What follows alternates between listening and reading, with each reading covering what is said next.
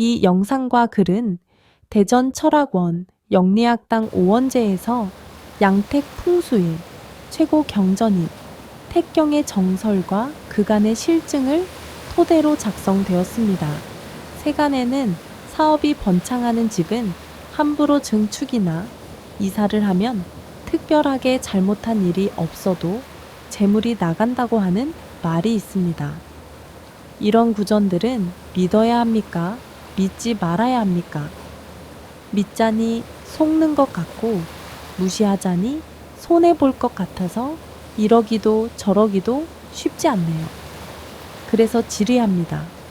정말로 사업이 번창하고 돈이 들어오는 집을 팔고 이사를 하면 재앙이 닥치고 재물이 나간다는 말은 문헌적 근거가 있는 것입니까? 결론부터 말하면 그 집에 살면서 사업이 번창하여 돈이 들어오는 집을 버리고 이사하면 재물도 나가고 재앙이 닥친다는 말은 허언이 아닙니다. 이는 양택 풍수학적 근거도 있고 자세히 살펴보면 우리 주변에서 흔히 볼 수 있는 일들입니다. 양택의 최고 경전인 택경에 이런 내용이 있습니다. 그 집에서 점점 번창하면 그 집을 버리지 말라. 집터와 집이 쇠하지 않으면 이사하지 말라. 그로 인하여 재앙을 받게 된다라는 문장이 있는데 이는 양택 풍수학계의 정설이 됩니다. 그러니까 그 집터와 집의 기운이 왕성하여 사업이 번창하는 중이라면 이사하지 말고 그 집터와 그 집의 기운이 쇠약해졌다면 바로 이사를 하라는 뜻입니다. 그러므로 그 집을 버리고 떠날 때는 반드시 그 집터 기운의 성쇠를 고려해서 결정해야 합니다. 그래야 계속해서 부귀를 누릴 수 있게 됩니다. 이사로 인해 발생하는 기륭 화복은 그 사람의 노력에 따른 결과로 보지 않습니다. 예나 지금이나 작은 집보다는 큰 집을 좋아하는 사람들이 더 많다는 것을 부인할 수 없을 것입니다. 작은 집에서 어렵게 살면서 돈을 벌면 우선 큰 집으로 이사부터 하는 사람들이 많습니다. 큰 집을 부의 상징으로 생각하는 사람들이 많기 때문이라고 할 수 있을 것입니다. 그런데 세상 사람들의 바램과는 달리 큰 집으로 이사하고 재물은 나가고 상식 밖에 재앙이 닥쳐 어려움을 겪는 사람들이 의외로 많습니다. 이런 현상은 균형을 이루었던 그 집터의 환경과 그 사람의 기운이 서로 충돌되어 나타나는 현상이라는 것이 양택 풍수의 중론입니다.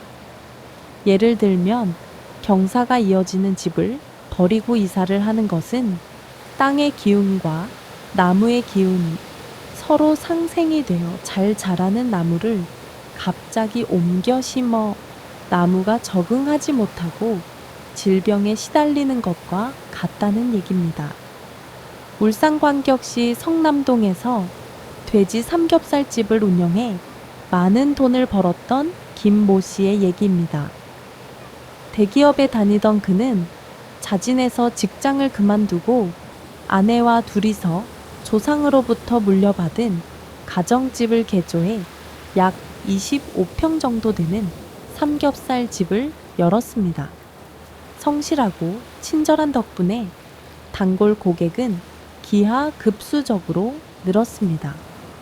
1년이 채 되지도 않아서부터 고객은 문전성시를 이루었습니다.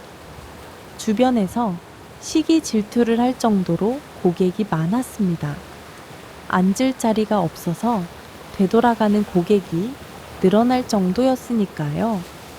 비좁아서 고객을 돌려보낸다는 생각이 들어 김 씨는 확장을 결심했습니다.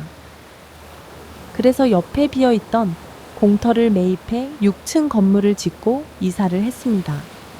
그리고 그곳에 삼겹살집 문을 다시 열었습니다. 전보다 고객이 더 많을 것이라는 기대 속에 서비스도 더 잘했습니다. 그러나 그 기대는 오래가지 못하고 좌절로 바뀌었습니다. 신규 고객은 늘지 않고 자주 오던 단골마저 하나 둘 발길을 돌렸기 때문입니다. 시간이 흐를수록 점점 더 고객은 줄었습니다. 이후 돈을 더 벌기는커녕 적자가 늘어났고 누적되는 적자를 감당하지 못해 3년을 넘기지 못하고 결국 폐업을 하고 말았습니다. 작은 집에서 돈을 버는 도중에 큰 집을 짓고 이사를 한 뒤에 생긴 변화입니다. 혹자는 우연이라고 가볍게 여길 수도 있습니다.